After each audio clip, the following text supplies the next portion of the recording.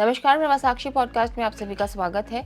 आज के इस पॉडकास्ट में बात करेंगे कि जलियांवाला बाग केस में अंग्रेजों को अकेले कोर्ट में घसीटने वाले चेट्टूर शंकरन नायर की कहानी, जिन पर केसरी 2 बनी है। तो आइए सुनते हैं आज के इस पॉडकास्ट को। लेकिन उससे पहले अगर आपने हमारे चैनल को सब्सक्राइब नहीं किया तो जरूर कर लें, ताकि आप रोज ऐसे ही इंटरेस्टिंग और जानकारीपूर्ण पॉडकास्ट सुन सकें। हम फिल्म क्यों देखने के लिए जाते हैं, ये एक बड़ा यक्ष प्रश्न है। ज्यादातर लोग मनोरंजन के लिए फिल्म देखने जाते हैं। कहा जाता है कि फिल्में हमारे समाज का आईना होती हैं। हालिया अक्षय कुमार अभिनीत फिल्म केसरी चैप्टर 2 असल में आपको हमारे इतिहास का आईना दिखाएगी। मशहूर वकील चेट्टूर शंकरन नायर के जीवन पर आधारित है। एक जमाने में वो ब्रिटिशर्स के साथ काम करते थे, लेकिन जब जलियांवाला बाग हत्याकांड हुआ तो वे अंग्रेजों के खिलाफ हो गए और अंग्रेजों की ही अदालत में एक अंग्रेज जज के सामने, अंग्रेजी सिस्टम के सामने उन्होंने ब्रिटिश शासन के खिलाफ केस लड़ा। पूरी दुनिया के सामने ये साबित कर दिया कि इस हत्याकांड के पीछे अंग्रेजों की गलती थी और उनके खिलाफ एक्शन होना चाहिए। आखिर क्या कहानी है चेट्टूर शंकरन नायर की, जिनके बारे में लिखा गया है कि यही वो शख्स है जो अंग्रेजों को घसीटने की कुव्वत रखता है। लेकिन ये बताने से पहले आपको एक छोटी सी कहानी सुनाते हैं।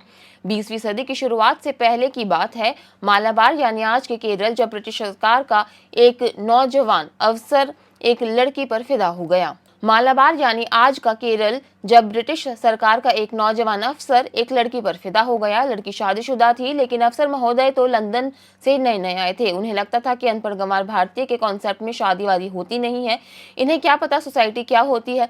अफसर को लगा कि मालाबार में कानूनी शादी जैसा कुछ नहीं होता होगा, लिहाजा वो लड़की के घर पर पहुंच गए।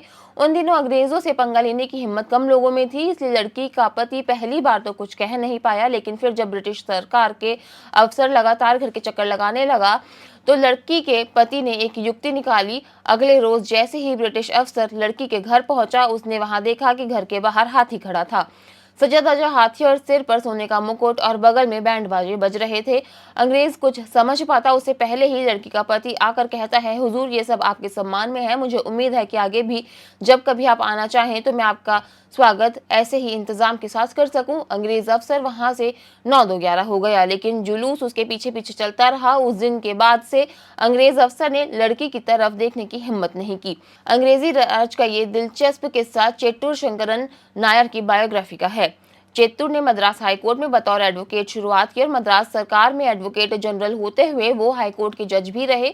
कई बड़े पदों पर रहने के बाद 1904 में उन्हें चैंपियन ऑफ इंडियन एम्पायर नियुक्त किया गया और उन्हें ब्रिटिश वायसराय की काउंसिल में जगह दी गई। काउंसिल में 5 सदस्यों में वे अकेले भारतीय थे, यानी ब्रिटिश राज में एक ऐसा भारतीय जो सबसे ऊंची ऑफिशियल पोजीशन मिल सकती थी, चेत्तूर उस पोजीशन पर थे।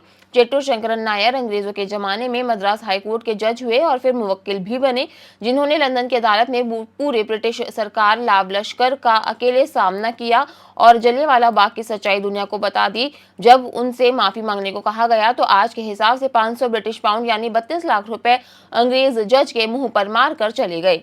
क्या है चेट्टूर शंकरन नायर की कहानी, आज आपको बताते हैं। शंकरन नायर की सोच को, उनके व्यक्तित्व को, उनके तौर तरीकों को समझने के लिए 1922 में उन्हीं के द्वारा लिखी किताब गांधी एंड एनार्की में दर्ज एक किस्से के बारे में बताते हैं। उस समय लेफ्टिनेंट गवर्नर माइकल एडवेयर की शह पर पंजाब में हुई अमानवीय घटनाएं खबरों में थी। चेट्टूर शंकरन नायर भी ये मानते थे कि इन घटनाओं के लिए एडवेयर काफी हद तक जिम्मेदार थे। अपनी किताब में भी शंकरन ने खुलकर ऐसा लिखा है, लेकिन इससे अफेंड होकर एडवेयर ने शंकरन के खिलाफ मानहानि का केस ठोक दिया। ये केस कोर्ट दर दर भटककर लंदन प्रीवी काउंसिल में पहुंचा। जेज मैकार्डी और 12 अन्य की जूरी के सामने 5 हफ्ते से भी ज्यादा लंबे समय तक बहस चली। जज साहब और 11 जूरी मेंबर ने एडवेयर के पक्ष में फैसला सुनाया, मानहानि के दावे को सही ठहराया। केवल लंदन स्कूल ऑफ इकोनॉमिक्स के प्रोफेसर हेराल्ड रास्की ने शंकरन नायर के पक्ष में फैसला दिया।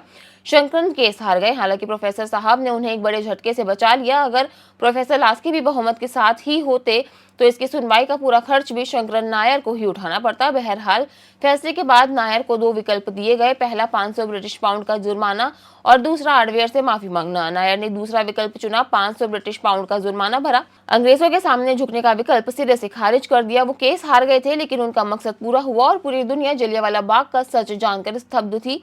ब्रिटिश सरकार को पंजाब में मार्शल लॉ और प्रेस पर लगी बंदिशें हटानी पड़ी। आज के लिए इतना ही। अगले पॉडकास्ट में किसी और मुद्दे पर देंगे आपको विस्तृत जानकारी। तब तक के लिए जुड़े रहें प्रभा साक्षी के साथ।